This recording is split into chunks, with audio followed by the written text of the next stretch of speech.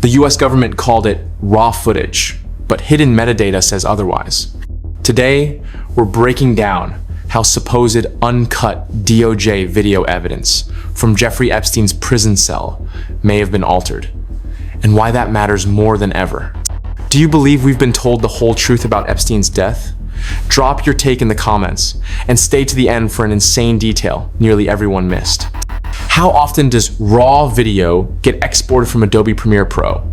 According to file metadata, that's exactly what happened here. The DOJ's 11-hour surveillance footage wasn't camera direct. It was edited, spliced, and saved. What happens when something labeled raw has clearly been run through editing software? According to metadata pulled from the DOJ's video file, the so-called raw surveillance footage of Jeffrey Epstein's jail cell wasn't raw at all. It had been processed using Adobe Premiere Pro. That's like finding a Photoshop tag in a courtroom photo. It means someone, somewhere, opened that file, made decisions, then saved it. The file clocks in at over 11 hours, footage that supposedly captures the corridor outside Epstein's cell from the night he died. On the surface, that sounds exhaustive. But here's the kicker.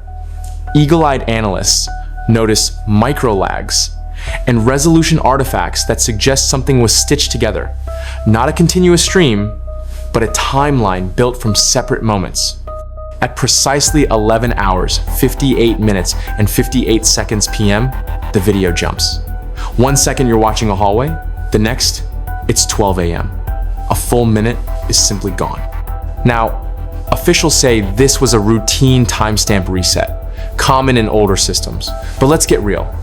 In the most scrutinized jail cell in America, 1 minute erased during the time of death? Side-by-side comparisons reveal a bombshell. The doors in the release footage don't match official photos from Epstein's cell block. There's no window, the hinges are different, the perspective's off. This raises one uncomfortable possibility. Was this even the same hallway? Experts haven't ruled it out, because when the details don't line up, nothing can be trusted. Here's the twist.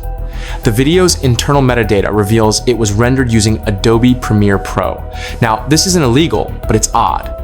This isn't a student vlog. It's supposed to be unedited surveillance from a federal detention center. Editing software isn't just used for tweaks. It can hide transitions, crop timelines, and manipulate sequence. Hany Farid isn't some random online critic. He's a digital forensics expert at UC Berkeley, known for dissecting deepfakes and doctored content. When he reviewed the file's metadata, his verdict was clear. This would never pass as forensic evidence. His words? Go back to the source. That's a harsh indictment from someone who makes a living decoding digital lies. He government labeled the file as full, raw, DOJ. But the data doesn't lie. The footage was compressed, edited, and re-exported multiple times. That's not raw, that's processed. It's like serving up a meal, burning it, recooking it, and still calling it farm fresh. This wasn't just any prisoner. Epstein had ties to billionaires, politicians, royalty. Allegedly, he had leverage over powerful people through videos, recordings, documents. When a man like that dies mysteriously, and the footage feels curated, not continuous, it raises existential questions. In response to scrutiny, the DOJ claimed the timestamp reset at midnight was normal, just old software doing its thing. But that doesn't explain the file being re-exported on modern systems with metadata footprints from Adobe Premiere. You can't claim analog errors and leave digital fingerprints. Despite these red flags, the DOJ and FBI have closed the Epstein case for good.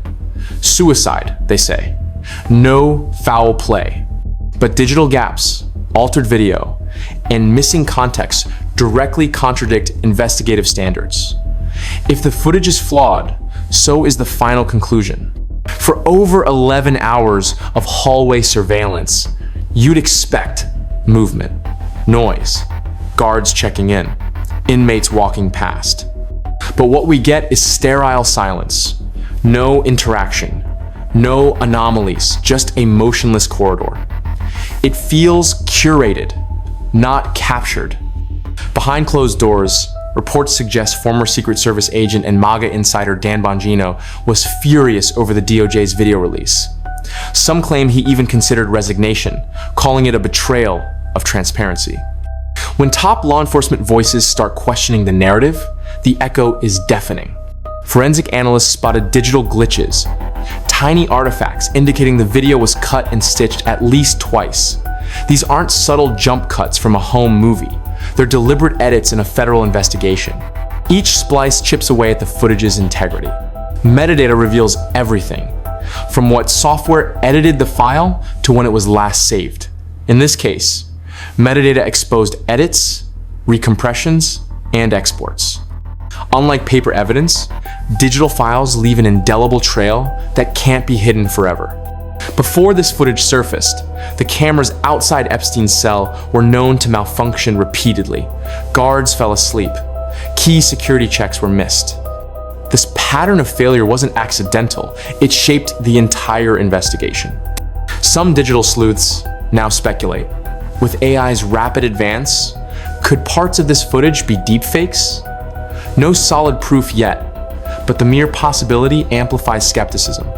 In an era of hyper-realistic fakes, trust requires more than a label.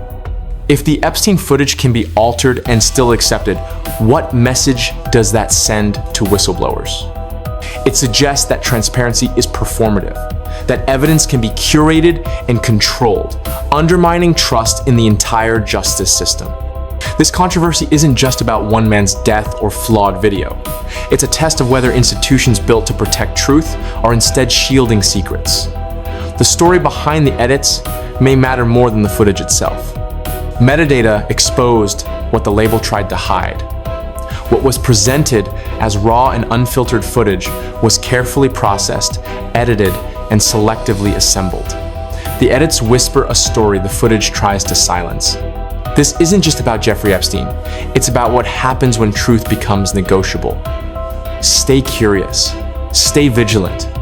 Because when transparency falters, skepticism becomes our most powerful tool.